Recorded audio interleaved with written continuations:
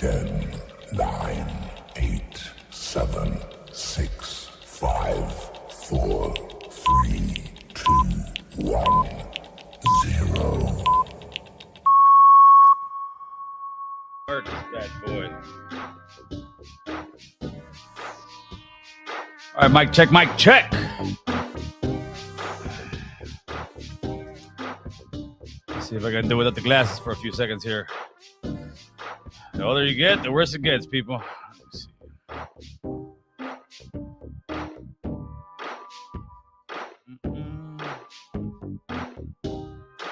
Clean off the lentes real quick. What's up, Christopher P? What's cracking, Mr. Martin? ¿Qué dice la gente?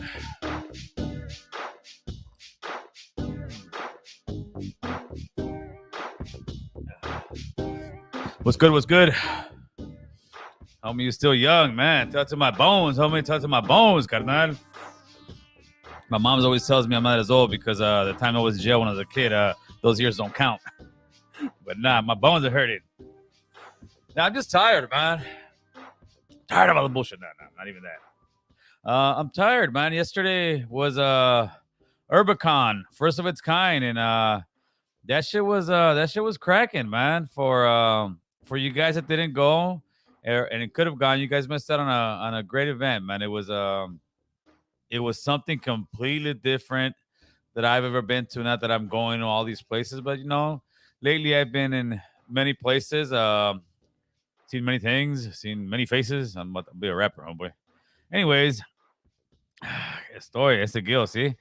Herbicon, how was that? Yeah, that's what I'm getting to. The homies from On the Block Report, they threw it, and I spoke. Listen, I have full access, man. I have full access. The only thing that sucks right now, anybody they find a GoPro over there. That's this guy's, man. I lost the GoPro that had most of the footage on there, man. So if anybody found the GoPro at the Herbicon event, if you think you came up, you probably did. But karma's real. Shoot it back to me, homie. I don't know where it went, but it just it disappeared. But I'm not saying anybody took it. I think I dropped it or something, man. But yeah, I definitely dropped the GoPro there, which really sucks, man. Let me see. Pórtese bien, caliente. Sí. Hey, what's going on, carnal? Hey, my family's going through some stuff right now, but next week we're gonna place in those orders, man. Pórtese bien got the shirts popping out. You guys go check out his podcast. The homie's doing big things over there. Sí, carnal. But as far as I respect what you guys are doing, carnal. Thank you, Mara, man. But it's a community. It's a community, It's sad and unfortunate how much people want to hate, like on social media and on comment section. Typically on Instagram, you want to hate. It's 99% is the guy or girl who has a bogus account and their shit's on private. That out the back, when I see that, it's that's a red flag for lame. That's like lame. You already know it's a lame, right? On YouTube, there's much more lames because on YouTube there is no such thing as having your profile. Either you got a channel or you don't, right?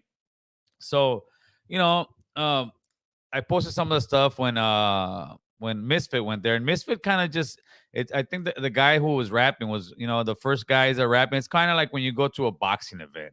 You go to a boxing event, the first fights, you're not gonna see much people there because people don't start coming in until some of the main events come on.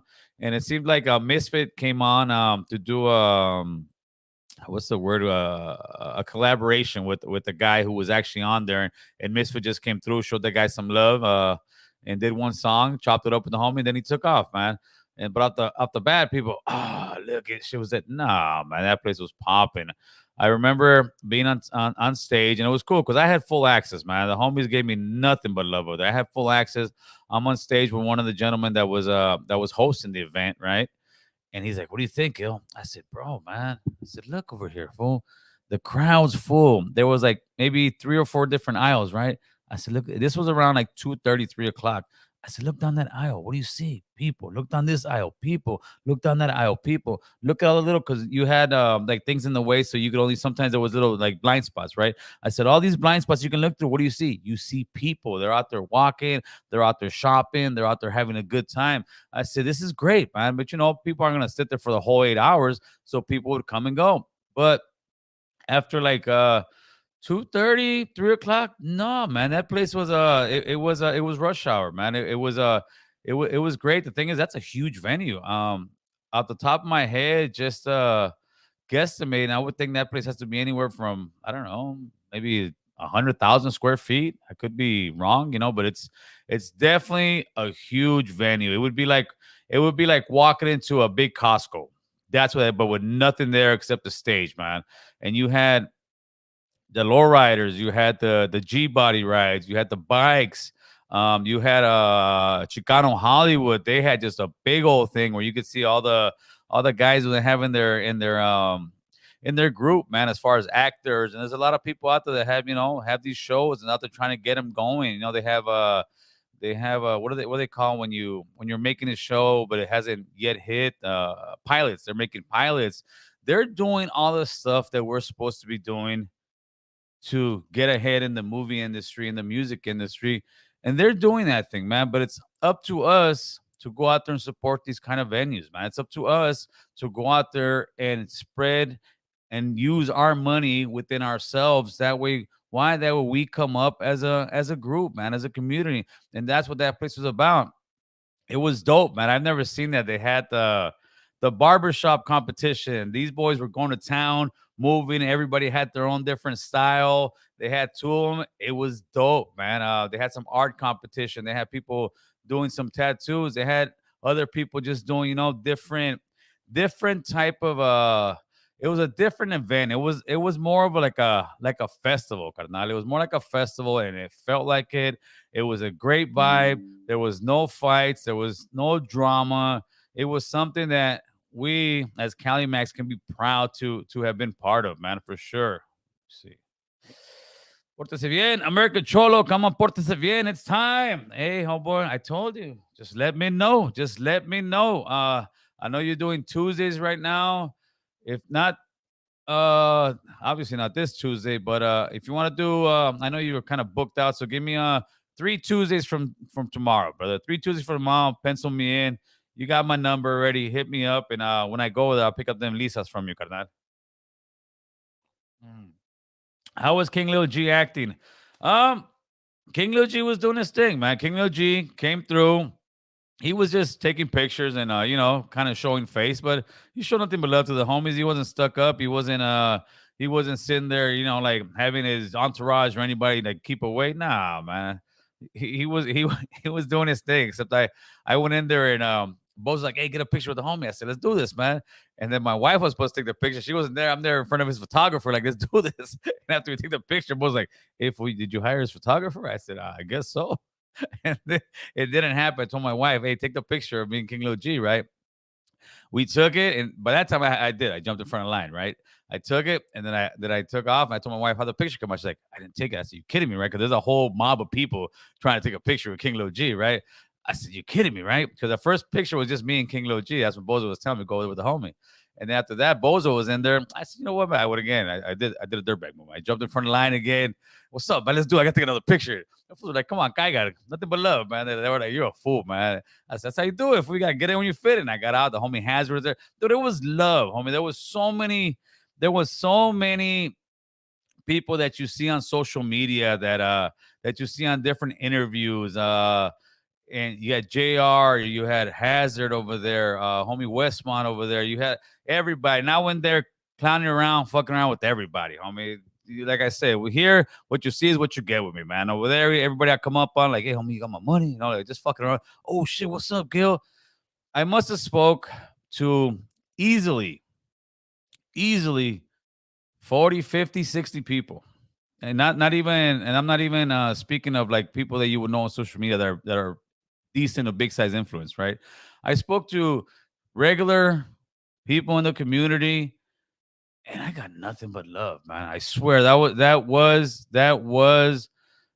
gave me energy. Even though I'm tired right now, that definitely gave me energy. It gave me motivation because every single person that I talked to, some were like, "Hey, fool, you got balls, homie. You talk about some real shit." And the main thing I heard from everybody was, you talk about some real shit. And that's what that was. If it was a theme about everybody coming up to me and talking to me, that's exactly what they were telling me, man. Hey, homie, you talk about some. I had people come to my booth that you would know. Like, hey, homie, I just have to come in and say what's up to you, homie, and just tell you respect. And that happened more than once, more than twice, more than 3 or 4 times. People that you would know came to the booth that I've never met in my life before. But they came and said, hey, homie, I just want to say what's up. I got out my booth and I have the conversation with him on the real though, Gil, homie. You talking some real shit, man. I gotta respect that.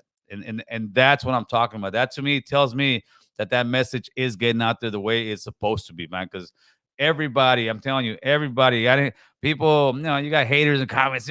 Man, not one, not one. So I realized that in real life, haters don't exist like that, man. They only exist in the comment section, man. Because everybody, dude, myself, Boo Boo, Big Joe was over there, man. He could tell you, man. It was nothing but love. The American Cholo podcast got absolutely nothing but love. It was all respect, homie, from the top to the bottom. I had kids going over there. These are young men in their teens talking about, hey, Gil, man, I just came for you. I want to thank you. Thank you for what you do. I want to thank you about how you try to school us, how you talk to us, man. I just want to thank you. I'm like, dude, those kind of guys like, here, homie, I got a shirt for you, man. I'm gonna hook you up. And that happened more than once. I had grown men coming out and say, dude, I came just so I want to talk to you and tell you thank you for what you're doing, man. And to me, that's what it's about, man. It's about us supporting ourselves in the community. That was a beautiful thing, man. So hopefully the homies made their money, even came out even because that costs money to do, man. The reason they did that was because they didn't want to do an event that we're gonna look at and people, and that's what unfortunately that's the hater gene in us, right? Look at that shit. That's some swap meet shit. Nah, homie, that was a convention center, carnal. That was no swap meet shit. That was no low budget shit. That was some shit that you can go into and say, oh shit, man, these fools really fucking put in that work. And every booth out there had put in that work to look professional, to be professional.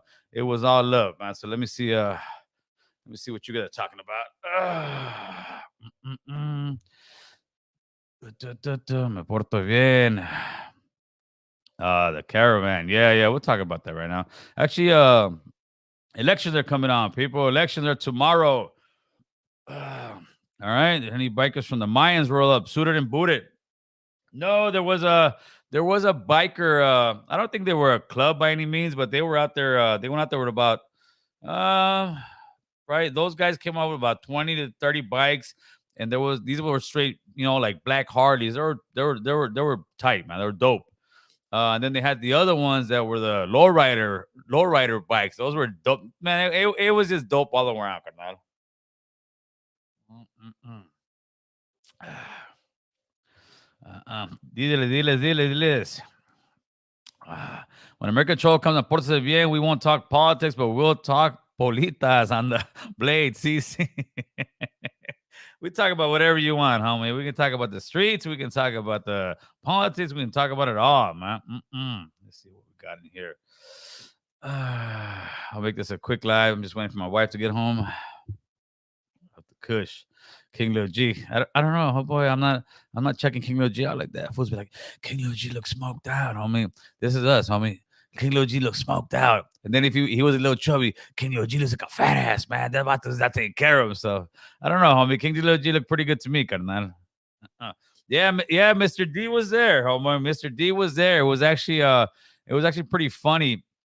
He had a booth next to me. That's where he was at. So I saw it. I said, all right. He got there a little bit later, but I said, all right, I'm gonna catch this vato right now. And I did. I went over there, chopped it up with the young man. He's a young kid, man. He's a young kid. Got a lot of talent, and I gave him my advice. Tell him keep his head up. Don't worry about the hate. If you really want to make this music thing, homie, you gotta keep grinding, and you gotta just stay sucker free, homeboy. And hopefully the kid finds his pathway, because I know there's people that hate and this and that. Listen, brother, I'm not gang banging anymore. I'm not worried about that stuff. I'm not worried about if a guy got 20 bodies on him on the streets, or 20 bodies on him on Call of Duty, homie, because that shit don't pay the bills, man. Like I said, there's unfortunately in our community, we still glamorize that, that gangster life, and like myself, Hey, homie, you ain't never been to the Pinta. Motherfucker, I own a home and I'm living large, homie. You can take that fucking Pinta number and see how much money they give you at the fucking GR office, homie. That shit don't make us, homie. But unfortunately, that's what we continue to push into our community is like that guy, he ain't ever so fucking what? If the guy blows up, that'll be a great thing. Guess what? Easy never went to the Pinta. Dr. Dre never went to the Pinta. Ice Cube never went to the Pinta. And Tupac, he went in there for rape, homie. So you guys can figure that out. Don't hate that Tupac, girl. Don't hate that Tupac. All right, let's see what you got, man. Is it true? I gotta check in if I tap into a southern. Hey, Vigilance, you know this, homeboy. You gotta check in, and homie. I don't know, carnal. You don't gotta check in with me, homie. Every man for himself. You do what you do, playboy. I'm not I ain't pushing no line, homie. I was there signing autographs. Yeah, so we had Somas in a booth with a foil hat like this, so the CIA wouldn't know where he was at. Did I see YG Dreams perform? I am not sure. Because there was a couple guys, like I said, anybody found my GoPro, send the word out there. I got video on there because I was all up in there, getting some footage, and I was gonna make a video on this thing, and I was getting footage of people that I truly did not know who they were, but they were talented people. There was a lot of people there that I didn't know, and they were performing, and I got video on it. So yeah, my GoPro is gone, homie. I dropped it at Herbicon. Not Herbicon got me. No good deed goes unpunished. See. Uriel Solis, hey homie, thanks for that membership as always. That's Feedback Canal, positive all the way. That's the way it's supposed to be. Absolutely, man. No, like I said, it was a classy event, homie. It was an event, and you saw it over there. A lot of people taking their kids. It was a family event. Who else? Let me get this. Yeah, man, I met so many people there, man, that I like I said that I've seen on Instagram, on YouTube, that I definitely want to bring on the platform, and I will. I already got some hit me up on emails like, hey, what's up, Gil? You met my guy. He wants to come through, and these are pretty decent guys. I said, yeah, for sure, let's do this, man. Right now I'm just a little beat down because it was a lot of work, man. We had to be there at 9 in the morning. You gotta get your truck, pull it up in there, pull all the stuff out, set up the booth. We set up the booth actually on Saturday, man, and then we go in there Sunday, pick it up. So we were there yesterday from 9 a.m. to 7 p.m., man. So we were tired, man. Thanks to Boo Boo and his girl, thanks to my family, my niece, my wife, man. They helped out because if it wasn't for them, it's too much work. Because in reality, I'm running around socializing, but not so much socializing. I'm running around networking, man, and saying hi to people, chopping up with people, taking pictures with people. It was dope, man. It was real cool. All right, let's see what you got in here, guys. Por respecto, Mr. Clean. That's what I'm talking about, man. Pablo said, I seen your GoPro on eBay. Yeah, I wouldn't doubt it, homie. And with the footage, even better, carnal.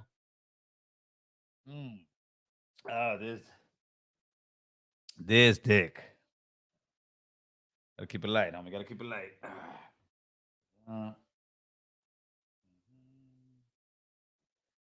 Yeah, so yeah, if you guys see my GoPro, it's a GoPro 9. If it's on eBay, hit me up, man. I'll give you half the money for it, carnal. What are you gonna do? That's right, G. Keep it 100, like you always do. Haters are gonna hate. That means you're doing something right. Yeah, no, but like I said, man, it was funny. I was like, all right, man. Hopefully, one of these guys comes over here and hates, and I'll be fucking fools. Like, what's up, homie? Like when they were talking American Show, I said, what's up? Owe you money or like, what's up? You guys said like, nah, fool. Listen, and I'm telling you, everybody, fool. Easily spoke to 30, but it could have been 40 or 50 people easily, man. And every single one of them, from actors to rappers to you name it, nothing but love for your platform, homie. You're doing big things. Keep doing it. We love the conversation you're bringing to the table. Somebody needs to bring this conversation to the table. That's exactly what they were telling me. And that's the mindset that, I got when I'm doing this thing. I'm the guy trying to bring that conversation to the mess on, homie, because we as Cali Max, a lot of times don't want to talk about certain things just because we don't know how to, we don't want to, or we just plain and simply scared of it, homie. But let's keep it going.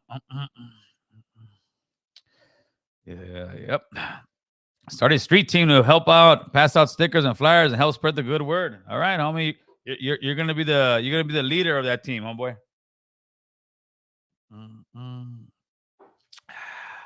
No eating hamburguesas every day brings down cholesterol too. Nah, come on, homeboy.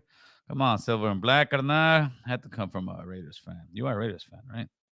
Oh man, let's see what you got. OG Rocha, the pinta for me was a loss. Was a loss of time, family, feria, and all the above. No bueno. Yeah, you know that, Rocha, man. But uh, you know that and we spoke about it. The sad reality is that we still in our many of our communities and brown communities still glamorize the shit out of it, still think that that's something to look up to, and still believe that that is something to look down on somebody, right? it Think about that.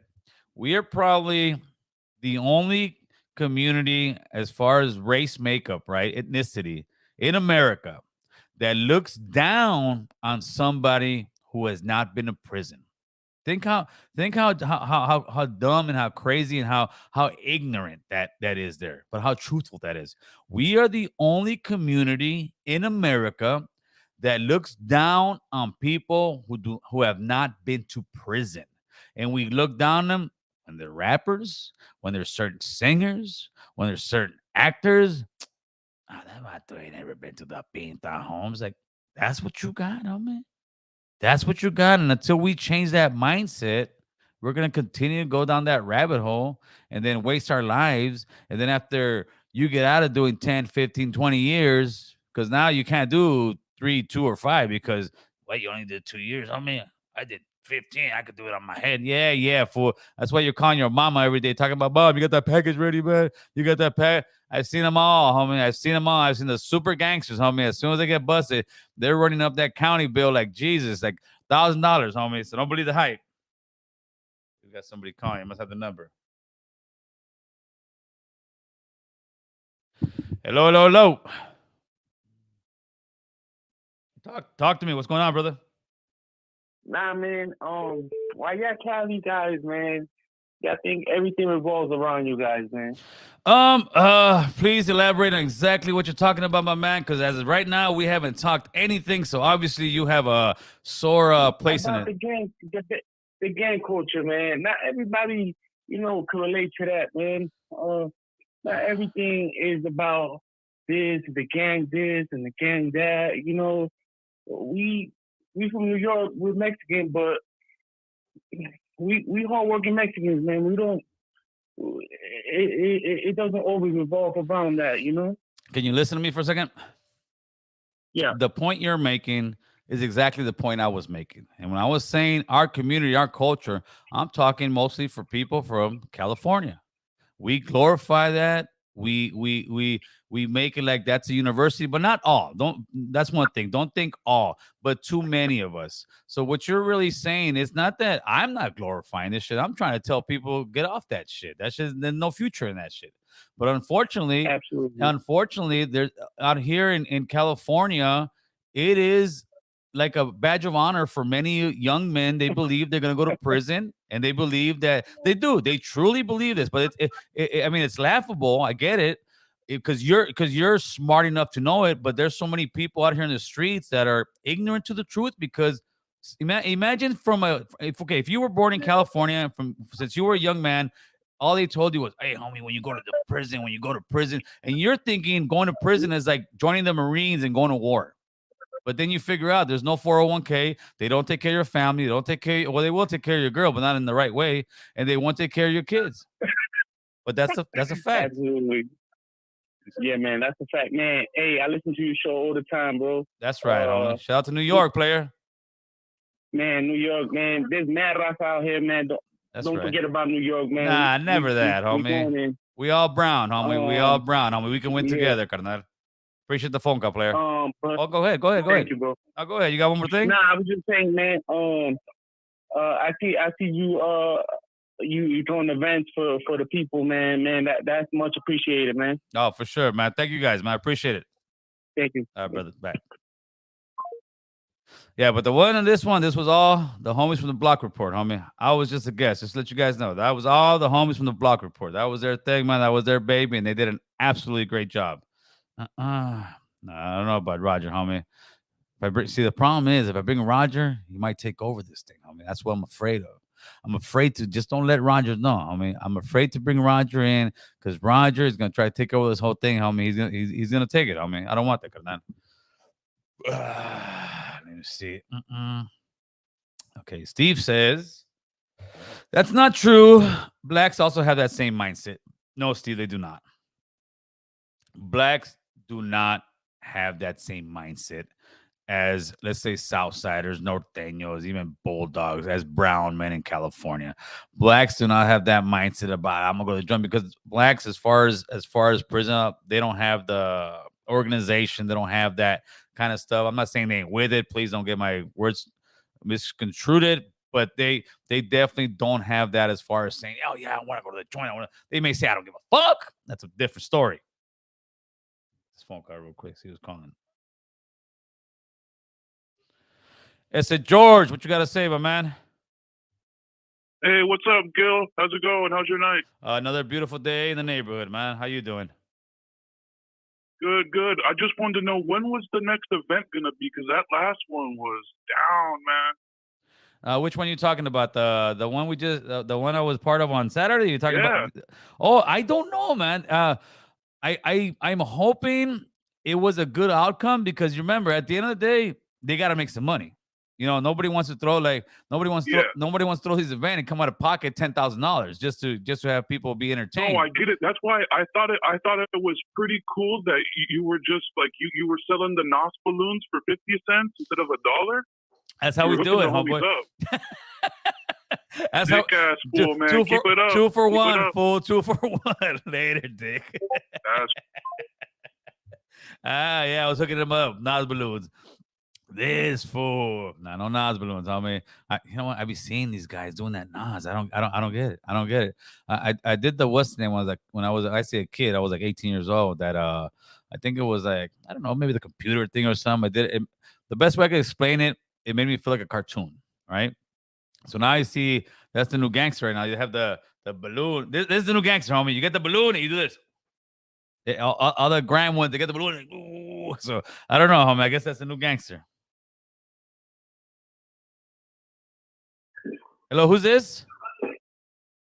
Yo, what's up, man? It's Rogelio. Who's Rogelio? Hey, man, listen, bro. I just want to say something, dude. You know, you made a good point. You were talking about how our people are divided and stuff like that. Like, you know, if we haven't been in prison, right? You know, some people look down on us, bro. You don't have to go that far, dude. That's nothing. If you speak good English in our culture, you're going to be hated upon, because they're going to say you're whitewashed, you're a coconut. I've heard that. You got to talk like this. Now you guys said my boy, homie. You guys said my boy. That's the way you do it. No, it's not my boy, bro. I don't even know these fucking Chicones, bro, how they talk, bro. It's the worst thing in the world, bro. I'm glad they're going through hell right now. Fuck the Chicones, bro. I think I'm gonna roll fucking Northern Riot. You going Peckerwood, Roger? You going Peckerwood? Probably, bro. I swear to God, I probably roll. I probably roll with them, dude. Hey, don't scream too loud. Your wife might hit you, Roger. Don't scream too loud, homie. Don't start gangbanging. Right, I hear the kids in the back later, Roger. Shit. No, but Roger's right to a point, right?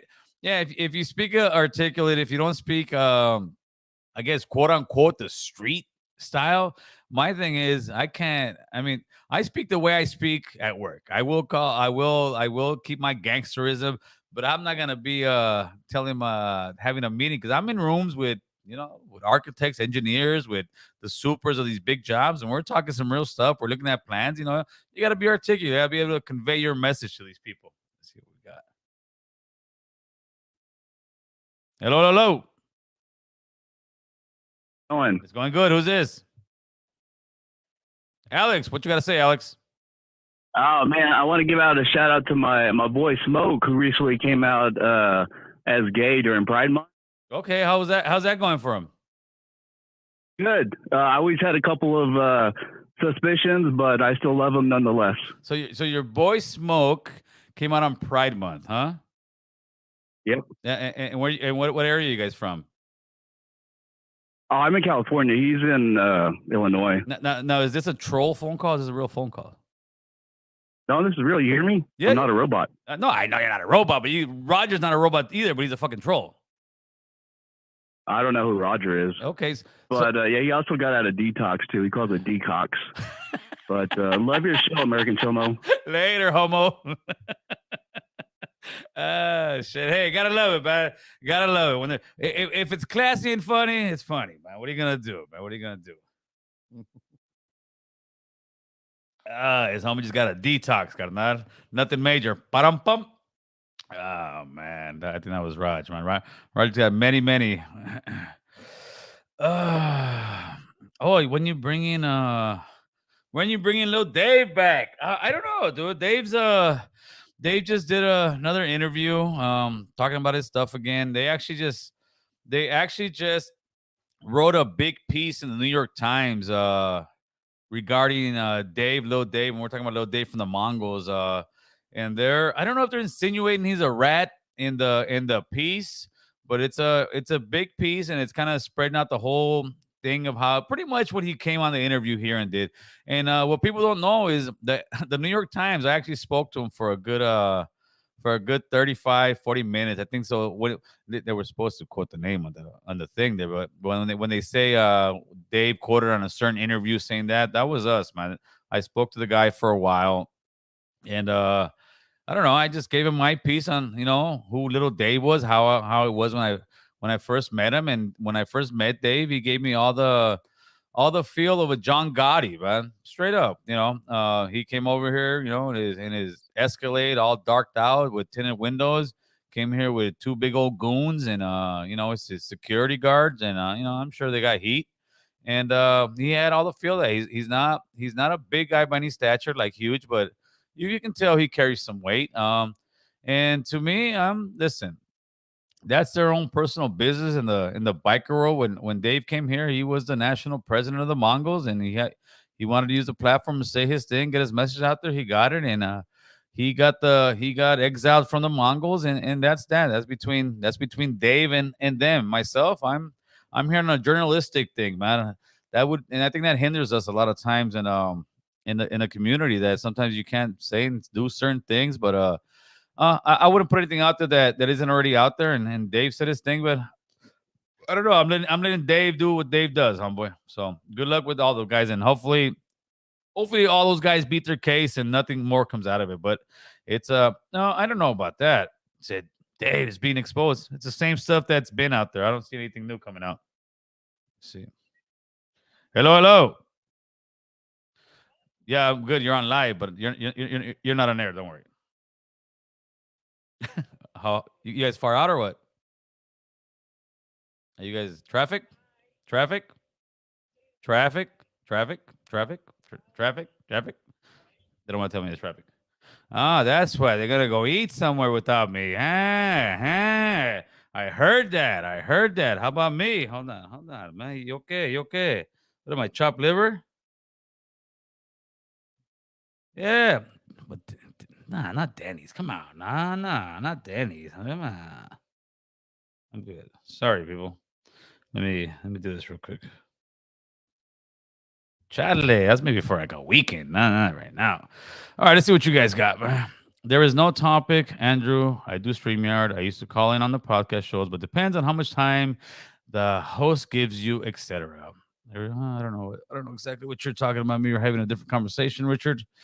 Let's see what it is. What it is. That's Rogelio, carnal. What's the number? Oh, yeah. Ahí te va, güey. Ahí te va, carnal. Ahí te va. Hold on. There's the number, homie. There is the number. 818-538-9330. There you go. Pórtese bien. See what you got. Denny's. Nah, Denny's. Listen, Denny's is good, but for breakfast, homie. I'm not gonna go to Denny's for not even for lunch. I'll go there for breakfast. Or if you're taking a long trip, nothing else going on. Let's see what we got in the building. Abraham, what's good? What's good, Gil? How you doing, man? I'm doing good, brother. Talk to me, man. Where you at? All the way out of Virginia? Hey, yeah, I'm from Virginia, man. I'm from Virginia. I watch your show all the time, dog. That's right. What you got to say, my man? Hey, I wanted to ask you a question, man. I'm doing the construction thing too, and I wanted to ask you. I'm more of a younger cat, man. Okay. And I'm in these meetings with the supervisors and the superintendents and the other GCs Yep. and the other subcontractors. Yep. I don't know, man. Since I'm a younger cat, sometimes I start smirking, but that's because I feel good that I'm there in the meeting, you know. And they be seeing me, you know, because I'm a younger cat. But I worked my way up, you know. I started throwing trash, and now I'm doing foreman, you know. That's right. Good for you, my man. So I was just wondering, man, what advice can you give me, man? Well, my advice to you is when it comes to construction, be assertive, man. You don't have, that's the beauty. That's what I love about construction. It is a place where a man can still be a man, right? Be assertive. Yeah. Always be respectful. You're not going to sit there. The time to sit there and cuss each other out, you'll know when that time is. That's usually when you're working, everybody's hot and heated. Yeah. And you just got to. That's right. And you got to communicate. One thing that I've noticed that makes people not as good as foremen as others is when they lack communication. Like they say, damn, dude, I'm running into a hiccup right here. This might delay the job. You don't want to tell the guys, I don't know what trade you're in, but in my trade, it'll be when my inspectors come in, when my port date's coming, right? And I've had those issues, and you always have it. It's called life, right? Oh shit, I missed this. And I go, and you'll hopefully you'll get a good rapport with a superintendent. You tell them, whatever superintendent that you have a better relationship with, hey brother, I got this issue. Here we go. Get on top of it sooner. So if you got to get the engineer involved, you got to get the architect involved. You don't want to wait a week or two when you knew about the issue 2 weeks ago. And then because the first thing I'll tell you, well, when did you know about this? I knew 2 weeks ago. They're going to tell you, what the fuck's wrong with you, man? That's 2 weeks that we could have already jumped on this problem.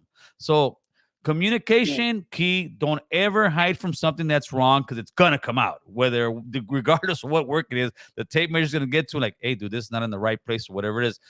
We all make mistakes, and just the mistake that's made worse is the one that people try to hide and don't try to come out and put it out front. So that's my advice to you. Just be very straightforward, be very assertive. And as a young guy, a lot of times you got to kind of make your bones, because I remember when I was young and they would sit there and think like, this guy doesn't really know. He's just a fucking young guy. And eventually, when the plans come out, it's your turn. It's your turn to talk. Communicate. Take the floor, homie. All right, we got this. We got this.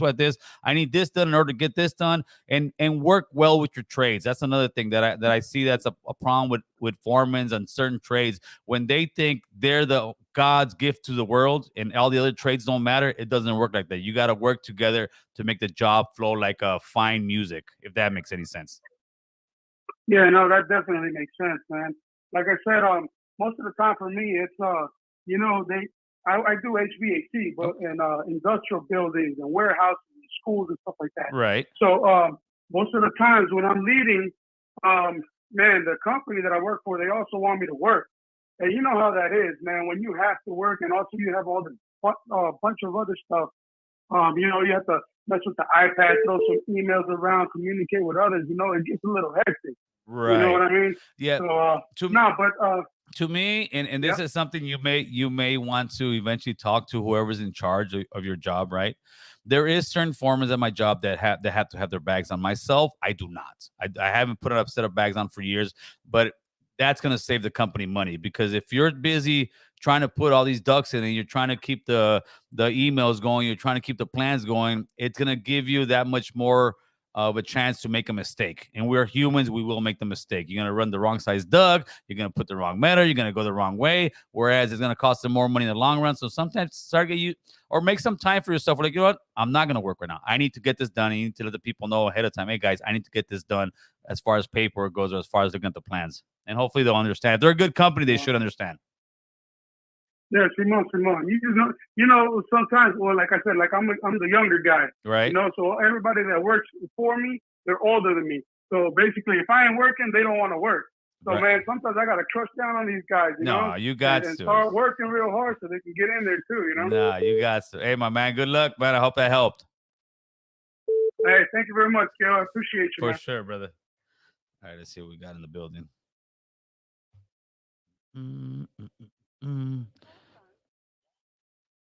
Oh, man. We got Carlos from Strong Beach in the building. What's up, Long Beach, Carlos? ¿Qué dices, carnal? What's up, Peste? Oh, I'm just right here getting off of work, I'm still stoned, fool. You're still stoned? That thing got you higher than the stealth bomber. and shit, homie. I'm still stoned, fool. I lost one of my GoPros, fool. I'm looking for one of my GoPros on Offer Up, carnal. Hey, man, it was good seeing you yesterday, bro. You know, it's always a good time to see you, my G. Samuel. Hey, dude, that shit was dope, right, Carlos? Yeah, no, that shit was a beautiful event, man. I just wish a lot of more people would have went out and supported. Like I was telling you that day earlier, you know what I'm saying? Like, For it sure. just would have been fucking better, you know what I'm saying? But it was a beautiful thing. It's their first year there, you know what I'm saying? And there'll be more to come, you know? Yeah, dude. I hope the homies at least came out even, made some money off it, so they can sit there and be like, you know what, dude, we're gonna do this again, man. Because that was a great thing. I mean, that thing could hold easily like 10,000 people in that place, dude. It's huge. Oh, definitely. Definitely. But they took the right they took the risk, dude, and it was a beautiful thing, man. You saw so many people there, and the vibe, fool. Everybody was cool as fuck, homie. No, yeah, everybody, no fucking drama, no bullshit, you know what I'm saying? And that's the way it should be, you know what I'm saying? That's the way Hampton should carry themselves, you know what I'm saying? Yes, sir. With unity, love, and fucking, you know, and nothing but support, you know? And that's one thing, you know, I know you always try to push that, you know what I'm saying? And I'm right there with you pushing that shit too on the line, you know what I mean? That's right. Hey, so let people know about what we got going on Saturday. Oh, shit, Saturday, man, my 2-year anniversary for the Nightcap Bootleg. We're going to be in Long Beach. It's going to be in the city of Long Beach on the west side off of Santa Fe and Hudson. Everybody's welcome to come. We're going to have American Cholo there, vending. We're going to have a bunch of vendors. We're going to have some performers, Kiki Food, Gutter Gone, Pequeño Flow, and Muñeca's going to be there. And shit, I know I'm forgetting a bunch of people, but that's all right. Yeah, there's going to be a bunch of people there, man. You know, and Baseball Head's going to be there. Shit, man. I don't even know. We're going to do our thing, homie. We're going to do our thing Saturday. Hey, Carlos, I'll see you then, my man.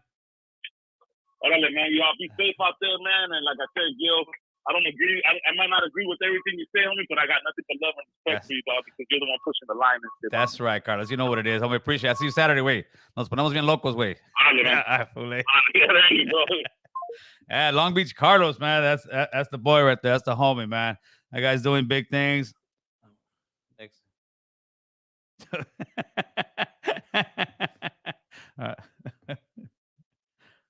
All right, let's see what we got. Cindy, what's going on? Hey, good. Cindy from La Habra. What's up, Cindy from La Habra?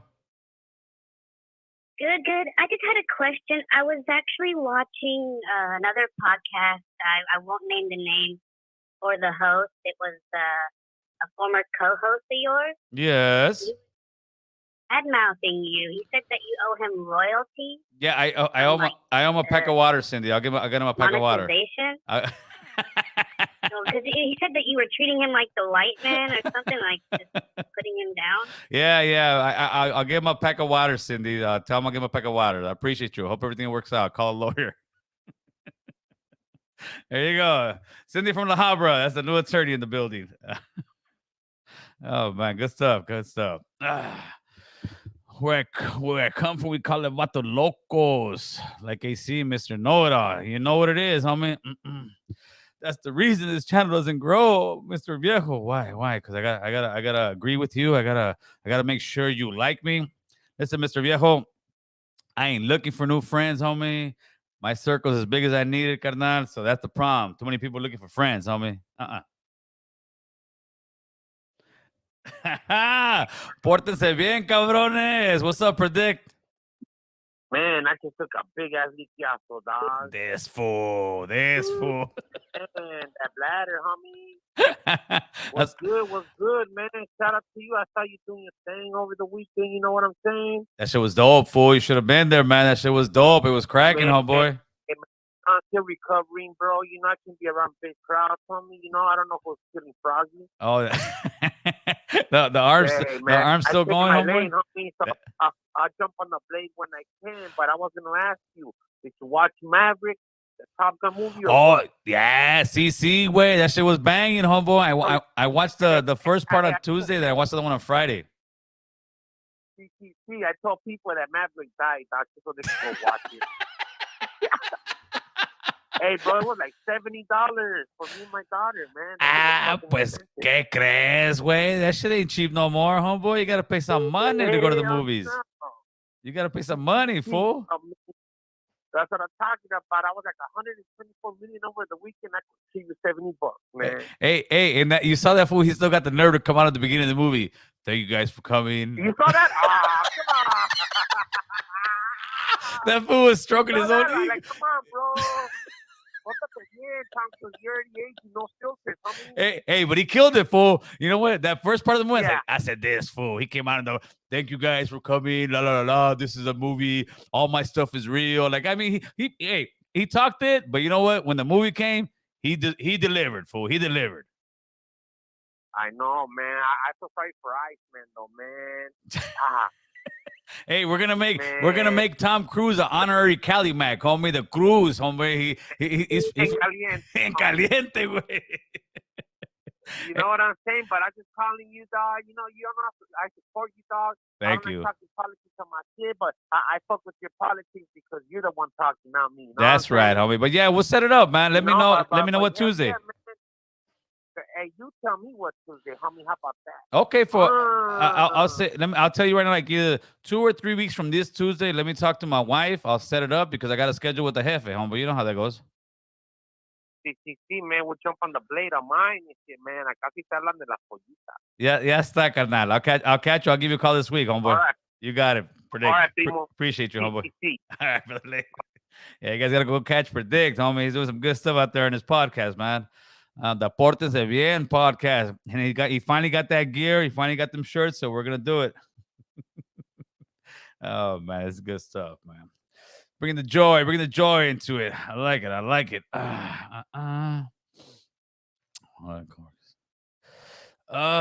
What happens if you tip over the porta potty on a coworker on the job site? Well, what's most likely to happen, that guy's gonna come out with a hammer or something to try to crack your head, because I know I would. I mean, there's playing, maybe locking the porta potty, but nah, not that. Chale, Holmes. Oh, wait. This is the one, the only, the unhoused man, the most famous unhoused man in the world, Unhoused Mike. What's up, Mike? How we doing? I'm right here, Big. Yeah, how you doing, brother? I'm doing good, carnal. Man, talk to me. Well, now I just wanted to see if you could touch on 2 topics. I just want to throw them at you, then if you can answer them. Yeah, shoot. The current housing market. Yes. Whether I know we talked, and I told you I just purchased a home last year in September. Yep. And whether or not it's a good time. Well, I know the interest rates and all that. Yep. And another thing, would you touch your 401k as far as seeing the way everything is going? Would you leave it, or is it a good time to take it out? Or I would sit there and say the 401k right now would be an excellent time to pull it out. Straight up, take it out. It may go up a little bit here and there in the next year or two, but that 401k is going to crash. I guarantee you, in the next 2 years, that 401k is going to crash because inflation is over the roof. There's no way to correct the inflation without a correction in the market. And the correction in the market is just a fancy word for a recession, homeboy, for a drop in the market, because everybody's maxed out right now. Walmart's doesn't have a profit. Target doesn't have a profit. All these companies are coming out now. Even social media companies are coming out that they really don't have a profit, dude. Everybody is running off the credit card. Everybody's running. It's back to like 2008.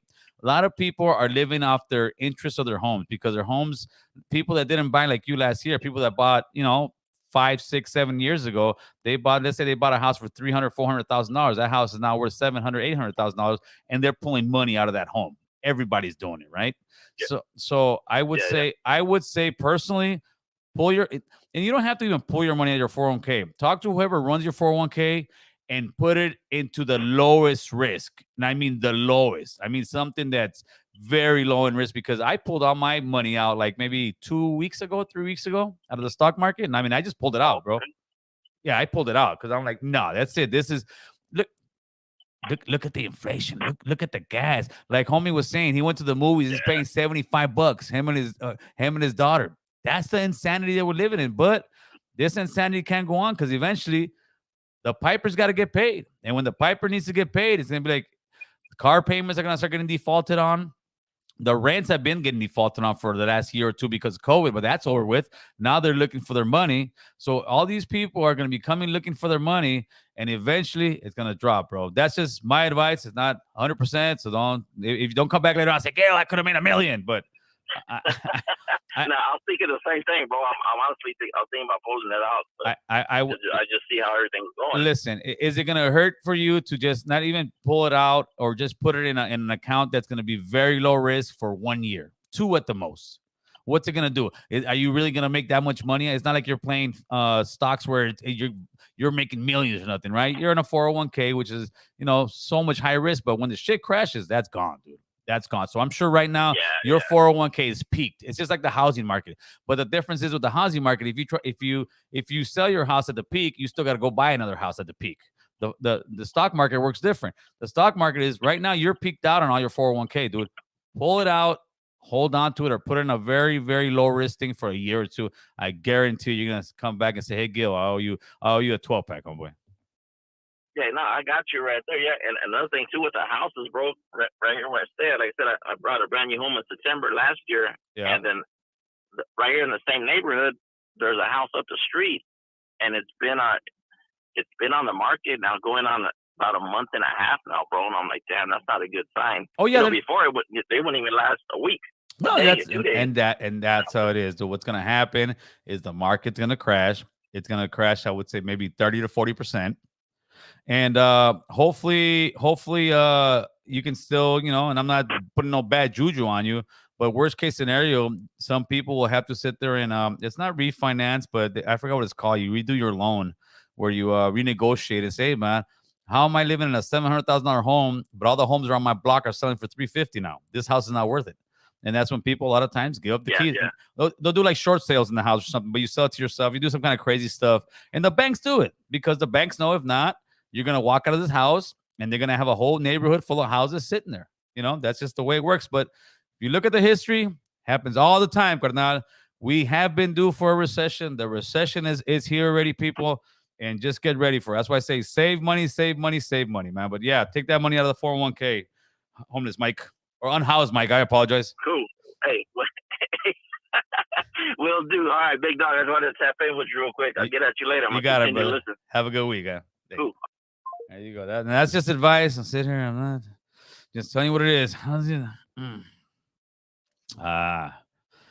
Oh, Andrew Martinez, my side job. See, Andrew don't got no problem. Andrew be clapping the cheeks on his fans only. He got OnlyFans. You guys look him up. www.andrewmartinezcheek.com. Homeboy, he's on there doing his thing. Homeboy. The recession is not even here. No, it's coming, brother. It's coming. Yeah, but it's not gonna happen though, Rick Williams. It's not gonna happen. And break up the banking system. Not gonna happen, Carnal. Hey, that's like saying break up America. Charlie, it's not gonna happen. Cash is not even so much cash. Just put yourself in a position where you're not in debt. Put yourself in a position where if you lose your job right now, you're not going to be scrambling like, shit, dude, I got this car payment. I got this rent payment. I got this house payment. If you're living like that, yeah, it sucks, dude. And usually people who put themselves in those positions are people who want to live amongst their means. Myself, my wife, when we were young, and I'm talking about 24 to 30 years old, never had a brand new car. I still drove around in my wife actually drove around in my beat up ass Jeep. And then I had a hatchback. I mean, a old ass hatchback. I looked like that compa with the shovels, with all the construction stuff. I had an old ass hatchback. I think a Geo something, right? Nothing to be cruising on the boulevard. I had that for a few years. And then after that, I got a beat up ass Ranger where I had to put my laser box in the back because if not, the whole seat wouldn't work. Then after that, I got a beat up ass truck that had all kind of boxes that was like the Terminator. You drive a couple blocks, you're out of gas. And then finally, after, I don't know, maybe like 2006 or 7, I finally got a decent truck. And then after that, I got a nicer truck. It's called stepping levels. The problem is a lot of us, a lot of times, want to jump. And what happens when you jump that high from finances, you're going to get caught slipping where, damn, dude, a recession kicks in and you're left holding the bag, homie. You owe, if you got a $500, $700 a month car or truck payment, you got a place that if you miss a day of work and you can't make the rent, you're all stressed the fuck out. Don't put yourself in those positions, especially if you're young. Take your steps. Take your steps. We would do this as a family. I think the most we would spend on something would be like $2,000. That was it. Now, even on credit, I mean, right? And that means, all right, dude, we need a new fridge. Get a nice fridge, $2,000. Once it's paid off, that's it. All right, we need some couches. All right. And this is myself and my wife. We're kids, man. We're 24, 25 years old, having a family. And me, instead of wanting to have that nice car and live in my mama's house, nah, dude, I'll drive the bucket, but I'm going to have my own place. You know, my wife's going to drive a bucket, but we're going to have our own place. It was independence. About us, it's independence. A lot of young people nowadays, they don't give a shit about independence. They'd rather, and this is what's wrong, they'd rather be in that badass fly ride, but live at home with their mama. Not me, carnal. I'd rather be in the bucket, but have my own place. Does that make any sense? So take your time. That way, by the time you do hit your 40s, like myself, man, come on. I pay mortgage like almost like if it was nowadays like a 1-bedroom apartment out here in North Hollywood. I've set myself up, but it did not come overnight, and it did not come with luck. And a lot of times people say, "Oh, you're lucky, homie." Luck got nothing to do with this, Playboy. This is hard work, homie. This is every day, 5 a.m, grinding, Playboy. Ain't got nothing to do with luck. Yeah, luck has a factor here and there. It's always good to have luck, but to be successful in America, got nothing to do with luck, homeboy. And that's what it is. And that is the message of the day. Hi, Ray Williams, Killer. I stopped talking about how you were a cool cholo. See, that's the thing, Ray. I'm still a cool ass cholo, homie. You still there going with your thumbnail, carnal. Ray's like I think that's Roger's lackey. He's kind of a troll, but every once in a while he'll say a good comment.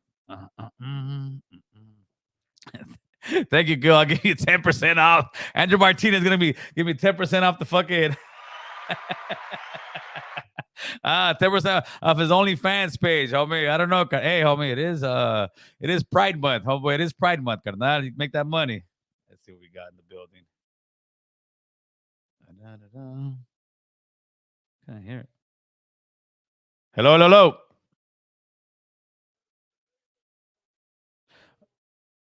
Oh, wait, what was that again?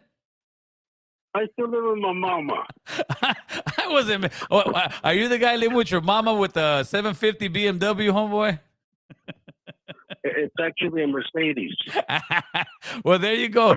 But for the gram, you look rich, homie. Don't even trip, carnal. But that is an issue. No. It's so good, but I just wanted to make a point. I don't know if it's a point or not, but yeah, sure. I'm 27 years old.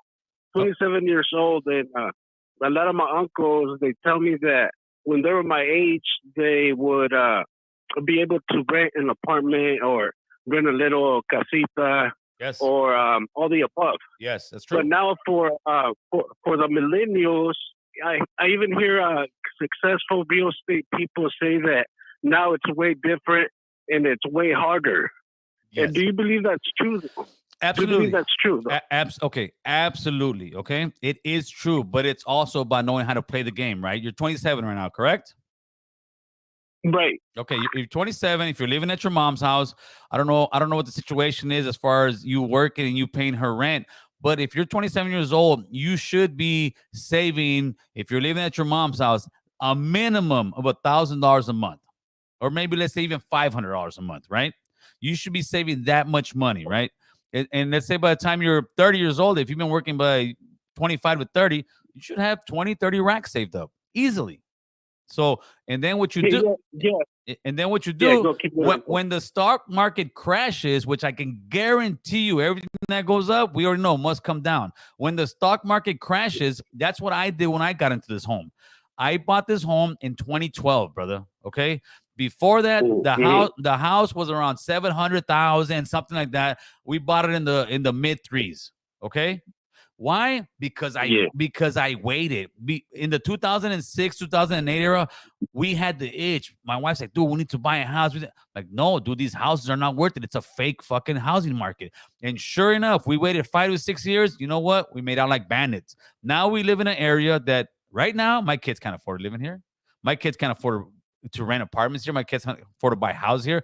But if my kids are smart enough to save $30,000 when the housing market crashes, guess what? You got money in hand, homeboy, and you're gonna get in and you're gonna buy your property. That's how the game works. Yeah, but here's the thing, bro. I'm originally from San Francisco. Okay. Now everything in San Francisco, bro, went up to like you got to be a fucking lawyer, you got to be a tech, you got to be a manager to make it there. So that's so hard on me, and that's why I'm saying it's kind of different for everybody. Then I had to move to a little bit closer, a little bit south of San Jose, which was a little bit cheaper. But now everybody's going over there, and it's getting expensive too. So I believe now we're living in a different world where technology and all these things are just making everything a little bit harder, and the tech people too. You know what I mean? Okay, I agree with you about living in a different world and all that, right? Where I disagree with you is how we got here. We got here because you have greedy Democrats, greedy Republicans, but in California, the majority is greedy Democrats. The same Democrats that tell you that they love you, they want to take care of you. Every Democratic major city, that would be Sacramento, that would be San Francisco, that would be Los Angeles. Get what? The brown and black people can't afford to live here. Why? Because the people that love you want to live here, and they don't want you as a neighbor, and they're kicking you out. San Francisco is exactly what all the Google guys came, all the tech guys came in, and what do? They got a house that used to cost $175,000, and they keep outbidding each other and say, no, I'll pay you $400,000, I'll pay you $500,000, I'll pay you $600,000, and now I'll pay you $1 million. And guess what? Most of the people, like let's say your mom or dad, right, would sit there and say, well, I own this house. It cost me $150,000. I'm going to get $800,000. They're going to take the money and they're running. But what they didn't realize is that you as a son, you're not going to be able to afford to live in your own neighborhood. So unfortunately, if we continue to vote the same way, all these cities are going to be full of people that never lived there before, and we're all going to get kicked out, my man. Yeah. I'm a plumber right now. I'm union. I'm a plumber. I make $45 an hour, and I still can't live in San Jose, bro. That's why I live with my mama. Mama, what time's dinner, mama? hey, but you know what? I love it, bro. I love it, bro. I love it. You know what I mean? That's love right. It. I love living with my familia. See, bro. Let me make this clear to you. There's a difference between living with your mama or living at your mama's house. There's a big difference. Yeah. When you're living with your mama, you're putting into the fucking bag, homie. You're putting into the bills. You're taking care of mama. You are not hindering her. You know what I mean? That's the difference between living with your mama and living at your mama's house. If you tell somebody, let's go to my house, and then your mom's there, but you got your own shit, you're paying your own bills, boom, you're helping out. But if you're living at your mama's house, that means you ain't doing shit. You driving this badass car. You got the Fly Jordans. That's the kind of guy that I'm talking about, not you, my man. Hey, mama, make me some enchiladas. Okay, let's plug into you. Hey, thanks for the phone call, brother. All right, see you later, bro. Good shit. Man, gotta love it. Good stuff. I already forgot about my damn GoPro. Anybody see my GoPro at Herbicon? Please call me, let me know. They got me, brother. They got me. Let's see what we got over here. Yeah. Let me see. El dude. Thanks for that $2 super chat from Salinas, California. He said sexual harassment should apply to LGBT flag. Well, I don't know. I mean, I know it applies to LGBT people. They can't sit there and just grope you and talk to you sexually. But the problem is that most people that are not of the LGBT community have a hard time going and reporting. I've known as a buddy of mine, I've known him for over 30 years now. I remember he used to work at and he's a homie. He used to work at a Best Western, but it was a big hotel firm. And there was this guy, Bob. He was a straight gay guy, and he used to hit on him all the time. And I mean, and we were young kids. He was a little bit old. He was probably like 19 years old. And he's like, damn, this fucking fool Bob's always hitting on me and this and that. But that was in the 90s, man. You're not going to have a troll in the 90s go to the lawyer and tell him, hey, man, this guy's hitting on me. But, I think times are changing, huh, boy? Oh, man, let's see what we got. What for Luis Rodriguez? He was on Gil's podcast. Yeah, Luis Rodriguez is a great guy. Unfortunately, I think for him to win would be a huge long shot. But if it would work, that'd be awesome. But tomorrow, people, tomorrow is voting day. Man, the hour already went by real quick. Tomorrow is voting day. Go out and vote, man. I'm not going to tell you. I think if you've heard my podcast, if you heard my spill plenty of times, you already know who I would vote for and who I would not vote for, right? Go out and vote, people.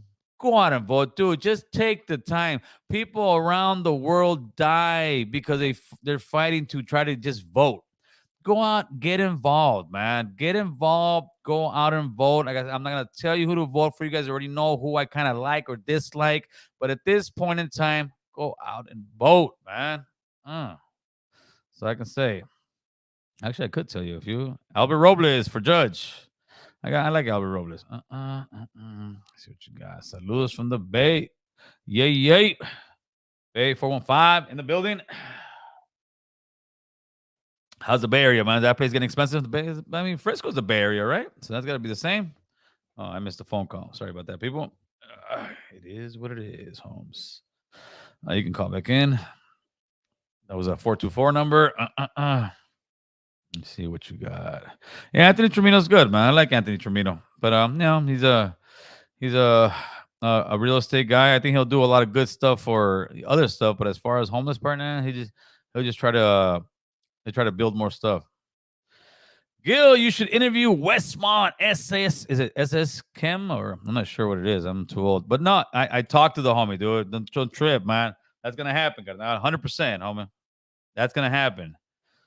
Westmont's coming through, man. Hello, Manny.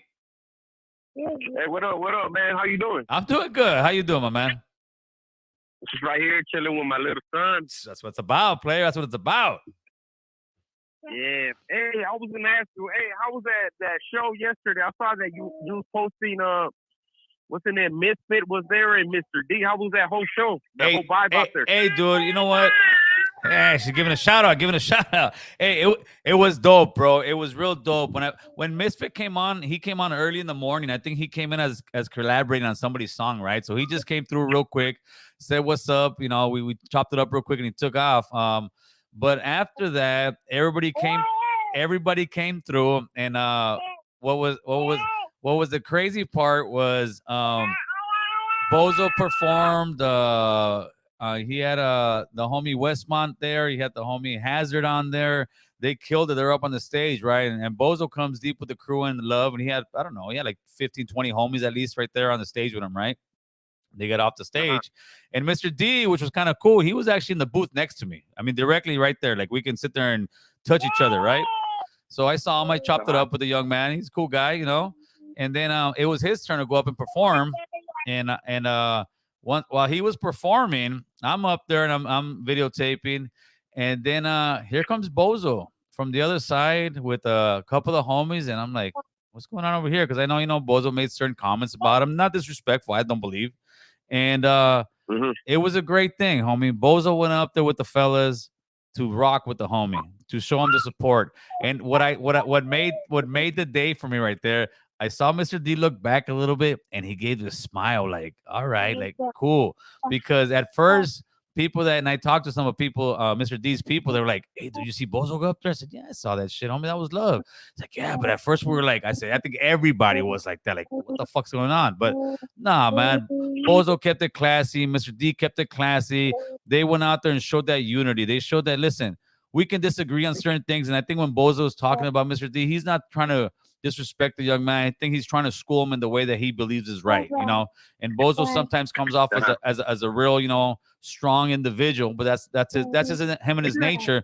But Bozo is, as far as I've known Bozo, he's always been a respectful guy, straight up. And for him to come on that stage with Mr. D and show him that love, homie, that was beautiful. That showed that unity that we needed to have in that place. Oh, that's what's up. Yeah, lately I've been seeing Mr. D all over my my media, you know. Yesterday I was hearing that interview that Hustock, that he brought him over to his podcast. Yeah. And this one dude, he kind of went like, I don't know, from one dude kind of went kind of hard, trying to be all rude, disrespect. I don't know if you got a chance to look into that one. I saw it. You're talking about I think it was a guy from Colton that he and listen, I understand, except he just after that he went kind of crazy, right? But I understand what it is. It's the guy from Colton was saying something to the effect that, you know, that Mr. D's giving a wrong message, that he's wearing the clothes, acting super gangster, and that's saying the wrong message. But this is where I have to agree and disagree, right? If you get stuck just on what the guy is rapping about, saying this and that, yeah, you can look for a reason to say, hey, homie, you never been to the joint. You weren't really out there gangbanging. You out there. But it's like this, man. And people will say the same thing to me when I, you know, bring certain rappers on, like Bozo and other rappers, right? Hey, they talk about this gangster stuff. Yeah, but so, you know what? So did Dr. Dre. So did Snoop Dogg. So did a lot of these guys. So did 50 Cent. But look at the platforms they have now. Look at the opportunities they have to employ their people, put their people in production, put their people in movies, put their people in positions of power, all from that gift. So if this young man has a gift that he does, he has a gift. If he has a gift, we need to get, and that's a problem with us as Calimax. We will look for a reason to knock somebody down. The reason is he didn't go to the Pinta. He didn't. Okay, so let's go. Let's take Mr. D to the Pinta for 10 to 20 years. He's gonna get out a old ass, washed out guy, and the fool's gonna be like, look at this old fucking vato trying to rap. The young man at least is not in the joint, not a fucking tecato. He's trying to get his shit going, and hopefully he does. Hopefully all these homies that are trying to do their thing, the young guys, the old guys, hopefully they do blow up, homie. Because why? Because that will give us a platform to be able to do bigger and better things. Yeah, you know what? Kind of noticed lately. I'm 34 years old. Kind of late. I've been noticing lately.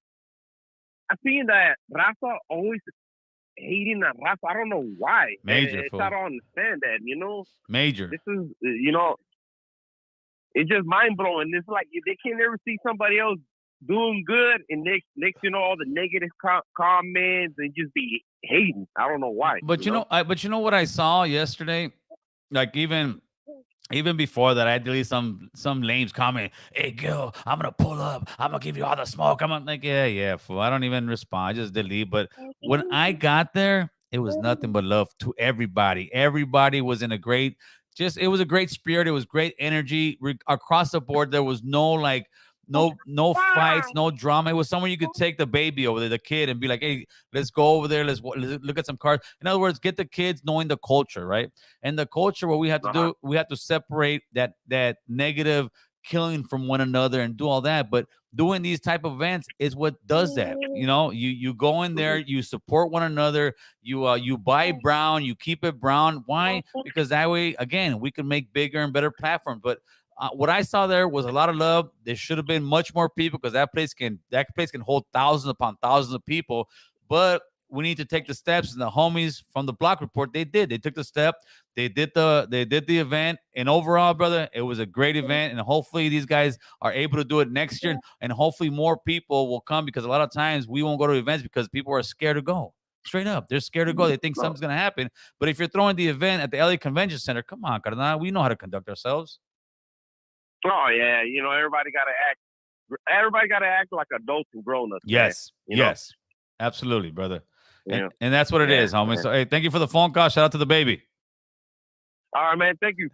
Very late. Bye. Mr. Mega Man, what's up, Mega Man? Mega Man saying what's up to Kill Interview Doughboy 909, Sooty Blue, Peso, Real Rap Hitters. I got a couple guys. I got a couple guys. Don't worry. Sometimes I don't. I let them come to me. I let them come to me because sometimes, you know, people feel like, you know, chase them. Nah, it's coming, homie. It's coming. All these. Listen, there's a lot of damn good interviews coming. I'm just a little tired, man. I am but one old man, carnal. Let's see who's calling in. Ese Mario, what say you? Hey, what's up, Gil? Hey, man. I just wanna kind of chime in on this rap thing. Yeah, let's do it. You know, I just trip out, and the only reason why I'm voicing my opinion is because I used to do rap before back in the day, and one of the things that I did notice is when I used to do music and stuff like that, people used to be like, oh, he's not real, you know, he's fake and he's a wankster. Yep. And all this, and it even came from our own people, like females especially, like, oh, you're rapping about that? Because I used to rap gangster, right? Right. You know, I'm not proud of it, but I used to rap about gangster stuff.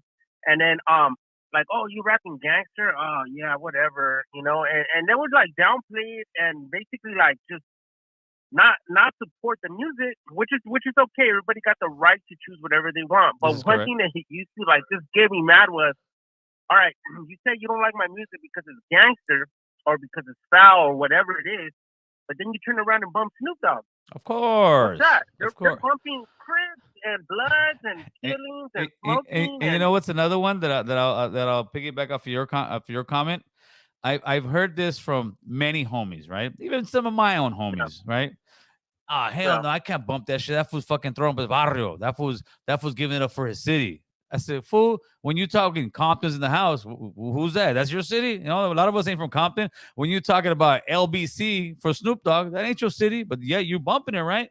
So again, we look for any excuse, homie, to look at the next man and criticize him. I know because I've been doing this YouTube thing long enough that people literally, there's some people that will sit there and get a microscope of every word that I say. Look what he said. Look what he said. Take it completely out of context. But that's what we do, unfortunately, man. It sucks. I mean, it really does. It's bad, you know, and this goes out to all these rappers too out there, man. I mean, there's some good talent out there and everything, you know, but some of them are saying the same thing. Oh no, this guy's a wankster.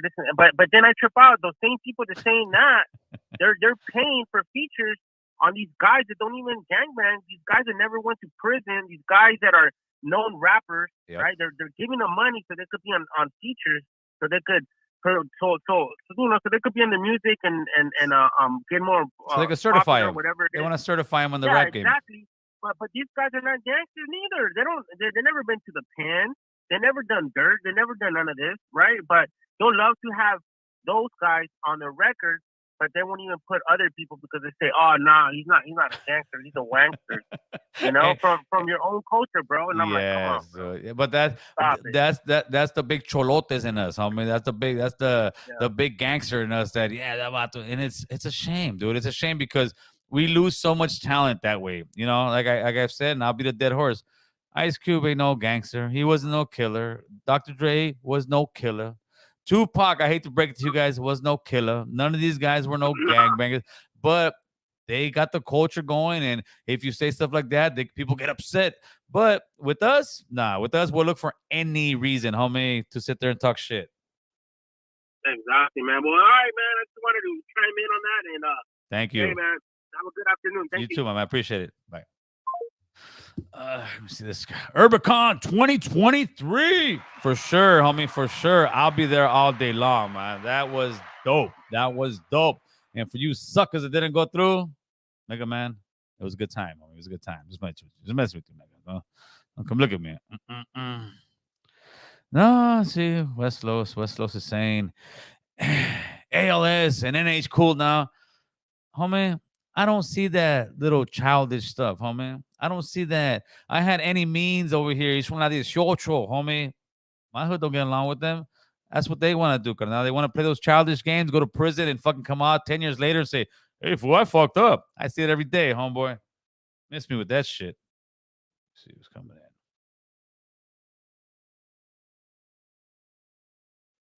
Hello. Oh, this is OG Rocha. OG Rocha, how are you, my man? I'm great. I was cracking up listening to your show right now because you said, I'm old and I'm tired.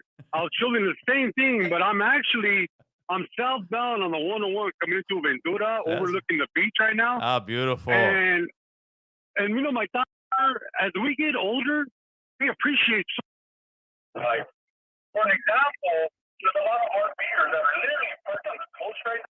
And they can just walk 2 steps and they're in the water. You cutting out, Rocha. You cutting out. I think the number one thing they fight about is parking. Rocha, you cutting out, my man. You cutting out. Oh, hear me? Hello. Yes, sir. Can you hear me? Yeah, I can hear you now. Shoot it. Oh, I'm sorry about that. Yeah, being a troquero, I lose the connection in and out sometimes. I get it. But like I said, as I was saying though, as we get older in life, we learn to appreciate different things. Now, I'm literally driving southbound. I'm southbound on the coast, overlooking Ventura right now. That's right. And what a beautiful scene. Yes, sir. And my thing in life is that we just learn to appreciate older. You know what I mean? Absolutely. Absolutely. I'm sorry, sir. My line keeps kind of. I'm on a little hillside here next to the ocean, but when you were saying that we're getting old, we get older and we get tireder, that's definitely the truth. But gracias a Dios that we're able to appreciate life. For you know sure. what I mean? For sure, Roach. I appreciate the phone call, my man. Okay, thank you, sir. See, I know it's gonna get these guys going. They always get going. Here we go. Creeps one. That's my homie. That's my Instagram homie. Go out there, check out his page. Tupac did shoot a cop though. Laugh out loud. Tupac shot 2 of those off-duty officers. That don't make you gangster, homie. That don't make you gangster. The stuff you're talking about. By that time, Tupac had already believed and brainwashed himself from hanging around with Suge Knight and all the other bloods that they were hanging around with to believe he was this gangster guy, right? Tupac went to art school. Tupac was a regular brother. Tupac was part of Humpty Hump. And then after Suge Knight pulled him out, Tupac was 20-something years old. It's like getting somebody who's never been a gangbanger, and all of a sudden you bring him. It'll be like getting Chris Brown when he was, younger, and all of a sudden Chris Brown stays in that blood scene in the 90s. All of a sudden Chris Brown to talk about he blood, he this and that, which he kind of was, right? But he was no gangster, homie. And that's no disrespect to the guy. Was he a revolutionary? Yeah. Great rhymes? Yeah. Great music? Absolutely. But to sit here and say he was a gangster, I'm from the same area. I'm from the same era, the 90s, homie. I was 15 in 1990, so I'm the perfect age. I wasn't too young. I was 15. What year you start gangbanging? I started gangbanging at 14, 89. Those were the years. You don't start gangbanging at 23 to 24, homie. I hate to break the news to you, but he wasn't that type of gangster. He wasn't the gangster when I say somebody in the streets fucking gangbanging and doing all that. And only guys who were out here can relate to that, because you get a lot of other people, they get upset hearing that. But it ain't no disrespect. It's just it's a fact, homie. If Tupac, put it this way, if Tupac was a brown man and did with the stuff that he did, we wouldn't support him. Fact. You can tell me I'm lying, but tell me I'm lying. Fact. Call in and let me know I'm lying. If Tupac was a brown man doing the stuff that he did, we would not support him. We would have said, this vato ain't about the business. This vato got some fucking rape charges. This vato, oh, come on, homie. The line of shit we would have talked about Tupac would have been from here to the fucking end of the street. But he's a black man. Brown man love black man, homie. There you go. Cause I admit it. Remember, people, they're gonna see somebody gonna take that clip. Look, American Cholo says a brown man love black man. When it comes to the industry, it is what it is, player. You may not like to hear it, but you heard it here first. There you go. What's up, Fanny Lux? You know what it is. Shit. Yeah, Tupac was he was some kind of ballerina or something. No disrespect, it was. You can look at the old pictures, man. Yeah, the making man of a, yeah. But when I say gangster, I'm talking about gangbanger in the streets like that. Tupac was in an art school. Tupac was this. Tupac started. Listen, I heard an interview, and I gotta remember the interview he did. He did an interview with a cat that was from the beginning of Tupac, when he first met him. And then he said after the movie, I don't know if it was in the movie Juice, and it was a great interview. It's got millions of views, right? I don't know I think it was a producer of Tupac or something, right? And he said after he saw that movie, he said they went into the screen to go watch that movie. He said after he saw that movie, it was a wrap. He said Tupac from then on changed. He said Tupac tried to gangbang him on the streets, and he's like, the fuck is this guy, man? Like, really, Pac? Because people who knew Pac before he became Pac knew, wait a minute, guy, no, you're he was he down? Yeah, he was down, but he ended up living and portraying the role he was because he got consumed by the character, man. You guys believe what you want, homeboy. And I'll find that interview and I'll post it. Let me see. No. Mr. Tony, ¿qué dice? Hey, how are you? I'm good. I'm good. Are we on the air right now? I don't know. When I hear people ask me, that scares me. No, I'm Tony. I'm calling you actually from Cebu City in the Philippines. I'm the one who introduced you to Albert Robles. Oh, from the Philippines, way out there, huh? Yes, I'm originally from Weedmont, though. I'm from Wilmington. You're from, what's that guy from Wilmington doing all the way in the Philippines? If you understand Cebu City, there's a harbor here. Oh. And when we cruise the harbor, it looks just like Wilmington to me. I take a lot of pictures here. I send them home. I post them on Facebook. I say, guess where I'm at? And all the homies say, oh, with all the containers, you must be home. I said, no, I'm still in Cebu. How long you been living out there? Ooh, 14 years. Okay. So that's home. That's home now. I'm 68 years old. All right. And I have a 9-year-old. You're 68 years old. You have I'm 68 years old. I have a 9-year-old son. You have a 9-year-old son? Yes. Oh man, I'm not even gonna say Viagra, but man. I think you might. And I know you've talked to my sons. They also watch your show. That's how I found out about them. Oh, that's right. That's right. They live in San Diego, right? Yes, that's correct. Shout out to your sons and you. They were all born in Wilmington, though. All right, they're Wilma's home base. Yeah, when me and their mom split up, I headed out to San Diego because that was the only way for me to, really make the split. Right. Right. It's kind of difficult to explain to your new ladies when your ex is knocking on the door at 4 a.m. wanting to come in. you had the original Toxica back in the days. Yeah, exactly. So it was better to leave town. Yeah, but that was a great connection, man. That the boy should come with me. That's right. Of course. Yeah, Albert. I saw Albert at the event yesterday, man. He's been coming through. He's like, Gil, you introduced me to a whole different world. I said, Albert, we're out here. Look at this. And Albert's a square politician guy, and he's looking at it. I said, Albert, look at this, dude. Look at all these people here. They all come here. They want to have a good time. This ain't no negative thing. This ain't no gang stuff. This is just people with families who have different culture, but they're all brown people. And he's like, no, this is beautiful. So it's great how I see Albert out there in the community, really, getting in tune with all of us. And dude, he's really working it hard. This judge, I'm sure you looked at it. This is a really, really bad judge. People really don't understand, I think, how bad this judge really is. Right. And it's an insult and absurd that people would think that she should be endorsed and be put back, like the LA Times basically endorsed her and said they endorsed her because she apologized to them. But you know what, homie? She never has apologized yet to the victims, right, or compensated them for the misery that she put them through. Right. For sure. Who are they to take that apology? No, I put in my ballot. I voted for Albert Robles. I met Albert because I was actually elected to a water board in San Diego. Okay. And that's how I originally met him. Being originally from Wilmington, we were talking one day, and he was telling me where he lived. And growing up from Wilmington, his neighborhood were my enemies. And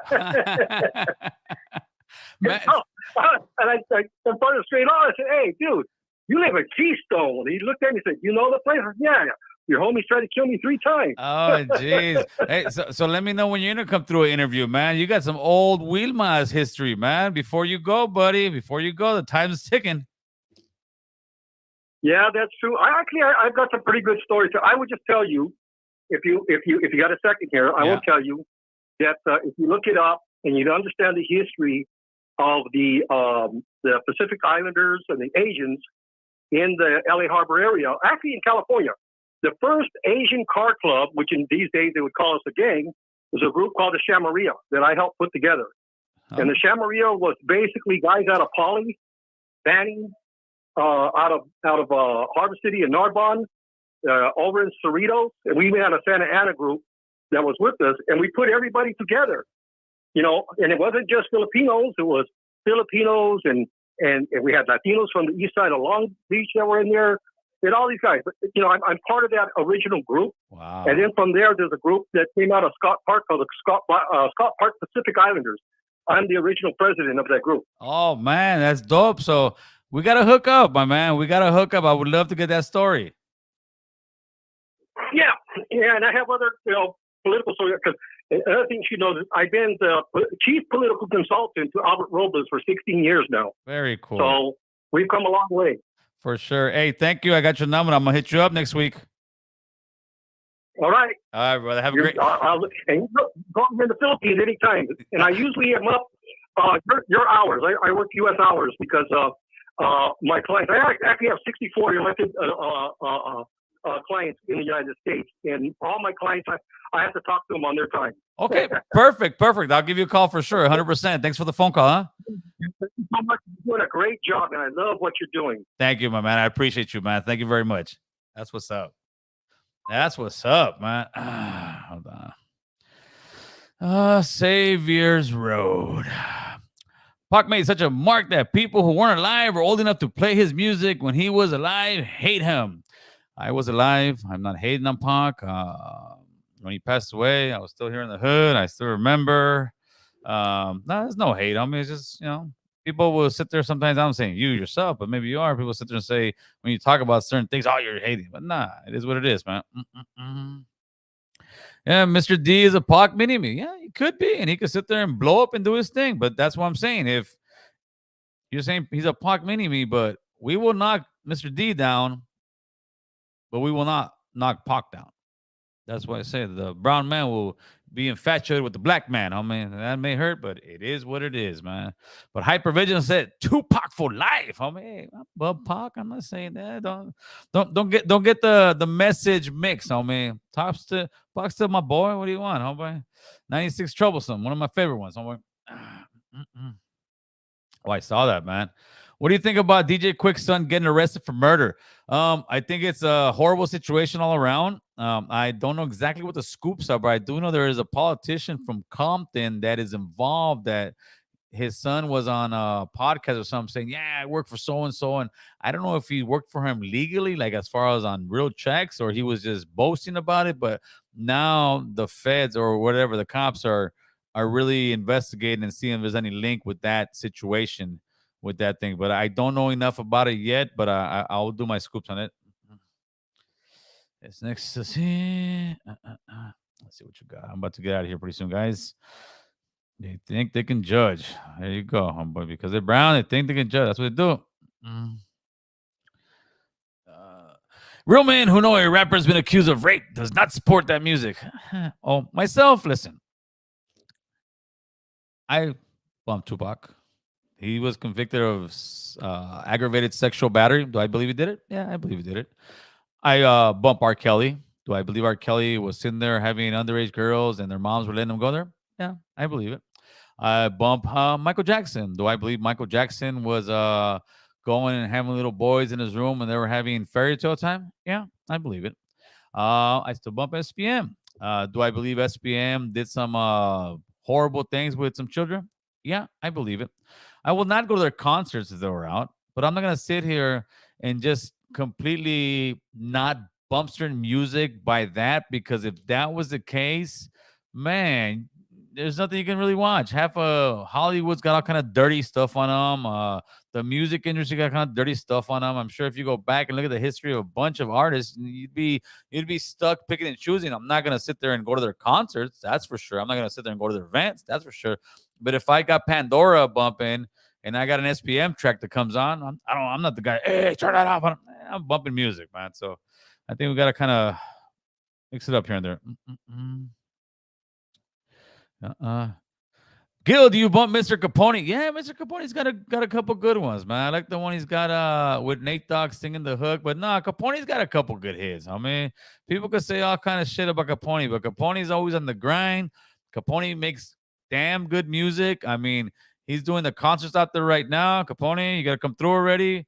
And he's filling out the houses, man. Capone's doing his thing, man. El duele, damn, Gil, we're on a whole different mindset. Cada quien, so yeah, pretty much. I mean, everybody has their own thing, but the same way, I'm not gonna tell you, oh, you don't pump that shit. You're dumb. No, homie. Everybody, cada cabeza, cada mundo, like they say. That's pretty much what you said right there. All right, let's see what this is. We're gonna take one last phone call. I'm out of here. Damn, that's a hey. Do the intro games. MC Shadow Morning Entertainment. What's up? We had to hit him with that, MC Shadow MOD Entertainment, bro. You already know. What's up, Shadow? What's going on, brother? Nah, you know what? Because you dived into something interesting that I wanted to talk about. Like when you said that just because he he's brown, they think that they should judge him because it is true. Yep. The only fact that they judge him and they don't judge like other artists, because we could say the same thing for Eazy, Ice Cube, Dr. Dre. All of them weren't gang related, but yet nobody has a problem with saying anything about that. Zero. But as soon as he's like Hispanic, all of a sudden it becomes an issue, and that's why I think it is, because he's black or because they're black. That's why individuals feel like they have no say so in how they conduct themselves. But when they're brown, all of a sudden it makes it okay, because they feel like, okay, I'm brown, they're brown, so I get to say something about it.